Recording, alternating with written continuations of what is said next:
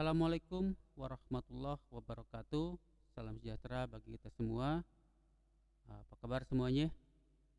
Bapak harap kalian dalam keadaan sehat walafiat. Walaupun mungkin dalam kondisi pandemi seperti ini, kita tidak menjadikan halangan supaya kita bisa supaya Bapak bisa mentransfer ilmu kepada kalian. Ketemu lagi bersama Bapak ya di pembelajaran teknologi informasi komunikasi untuk kelas 10. Semoga apa yang Bapak berikan hari ini bisa bermanfaat buat kalian. Untuk materi kali ini atau untuk materi minggu ini kita akan mempelajari tentang logika algoritma komputer ya.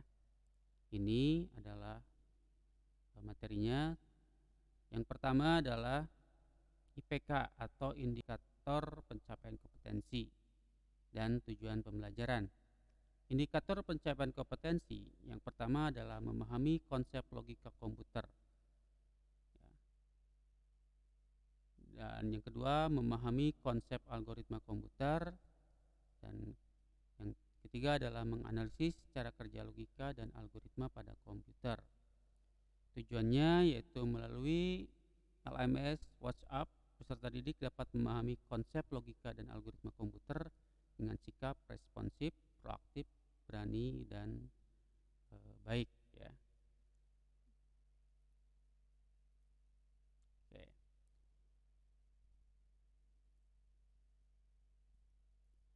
Nah, kita akan mengenal sang logika ya. Nah, sebelum kita ke logika, nah ini contoh dalam logika gambar ya. Rute kota A ke kota F mana yang terdekat? Ya, jadi kita bisa melihat di sini rute dari gambar ini bisa kita tentukan rute kota A ke kota F mana yang terdekat. Oke, kita kalau bisa lihat di sini. Di sini dari titik A, dari lingkaran A ini menuju ke F, kira-kira mana yang terdekat? Oke, sudah tahu kalian? Sudah bisa menentukan mana yang terdekat? Oke, yang terdekat adalah A ke B, B ke C, C ke D, dan D ke F. Ya. Kalau A ke B 5 tambah 7, 12 tambah 4, 16 tambah 3, 19. Ya, jadi dari A ke F, A ke B, B ke C, C ke D, D ke F itu totalnya adalah 19 km. Lalu bagaimana dengan yang lain? Misalkan A ke B, A ke B, B ke C, C ke F.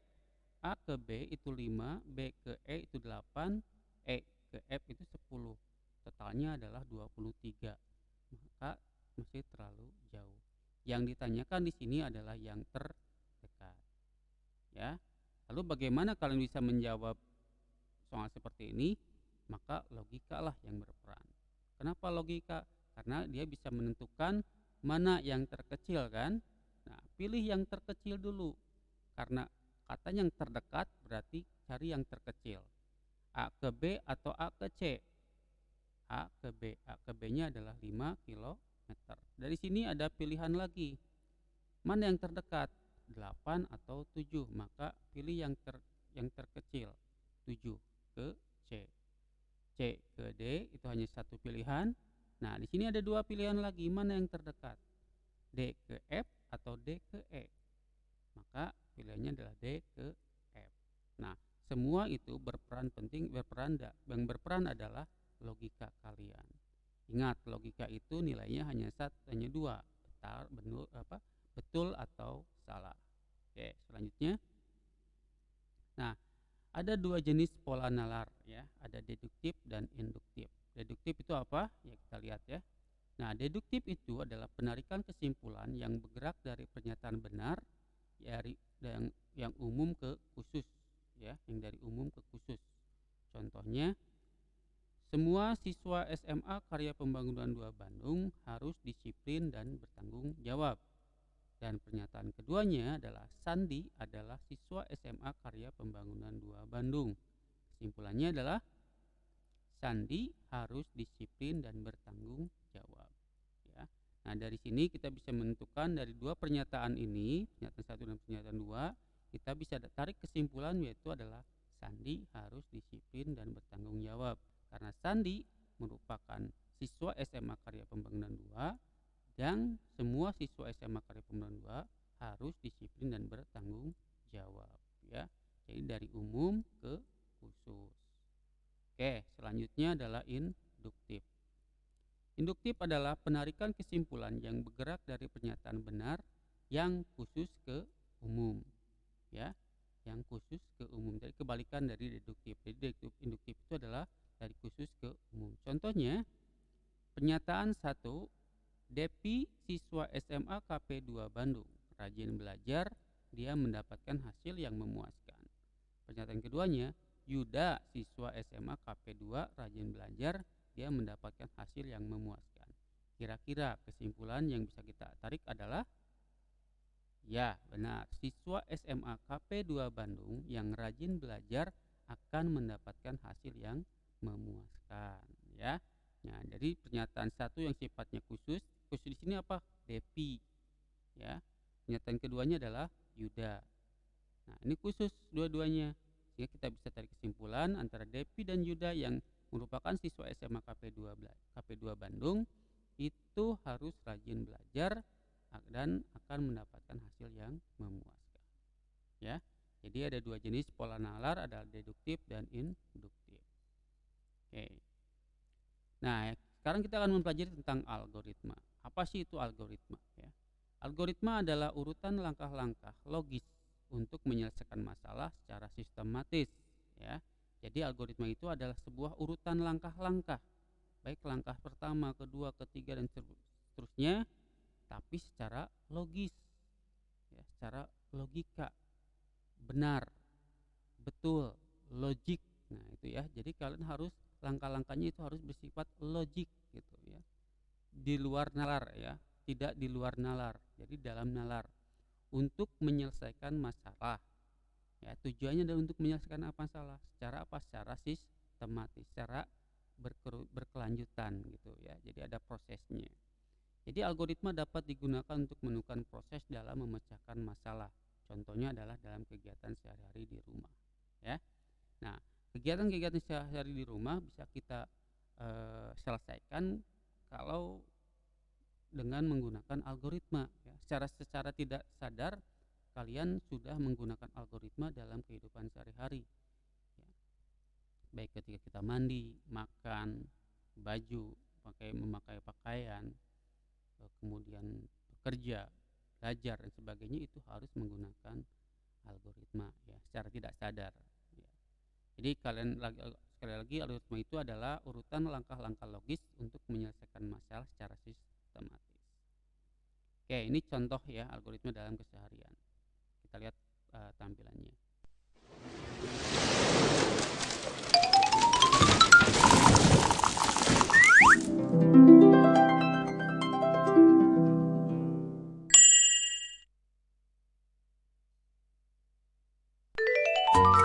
Belajar sholat.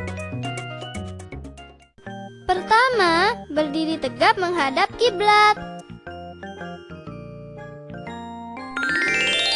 Kedua, takbiratul ihram, yaitu mengangkat kedua tangan dan mengucapkan takbir. Coba perhatikan posisi tangannya. Ketiga adalah sedekap. Tangan diturunkan dan diletakkan di atas dada. Coba perhatikan posisi tangannya. Urutan keempat adalah ruku. Coba perhatikan posisi badannya. Kelima adalah iktidal atau bangkit dari ruku. Keenam adalah sujud, 2 kali dalam 1 rakaat.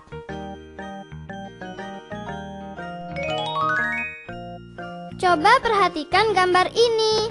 hidung dan dahi harus menyentuh lantai. Urutan ketujuh adalah duduk di antara dua sujud. Coba perhatikan posisi kaki berikut ini. Kedelapan adalah tasyahud awal.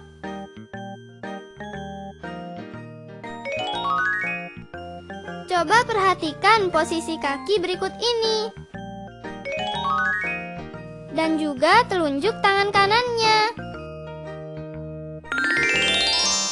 Kesembilan adalah tasyahud akhir. Coba perhatikan posisi kakinya.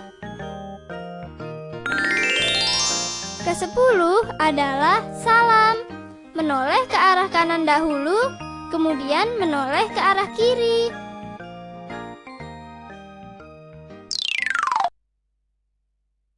Oke, ya itu contoh dalam kegiatan sehari-hari ya. Pada video itu tentang sholat ya. Jadi sholat itu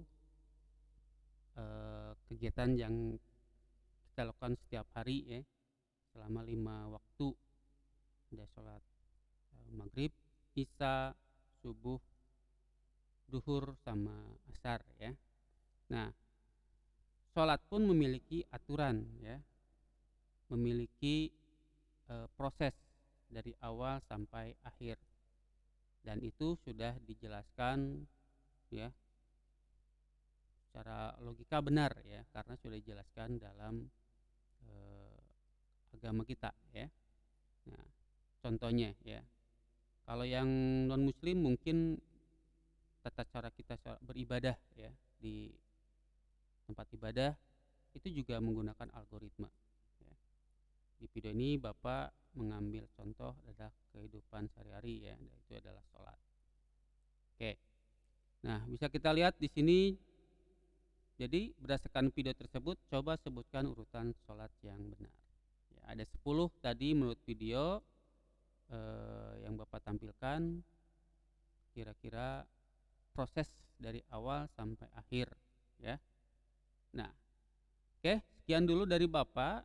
Sebagai latihan silahkan tuliskan ya di kertas selembar ya. Kemudian hasilnya bisa kirim atau fotonya bisa difotokan, kemudian kirim ke Bapak ya melalui WA group ya. Oke, kira-kira silahkan pertanyaannya pertama adalah jelaskan apa sih yang disebut dengan algoritma ya, silahkan tuliskan pengertian dari algoritma. Dan yang kedua, berdasarkan video yang tadi ditampilkan, sebutkan langkah-langkah dari awal sampai akhir sholat yang baik dan benar berdasarkan video tadi ya. Oke, sekian dulu dari Bapak. Bapak tunggu tugas dari kalian ya sampai jam 15 ya, 15.00 atau jam 3. Silahkan kalian fotokan, kemudian nanti Bapak akan share link untuk menginput data kalian, yang menginput tugas yang kalian kerjakan. Oke, sekian dulu dari Bapak. Assalamualaikum warahmatullahi wabarakatuh.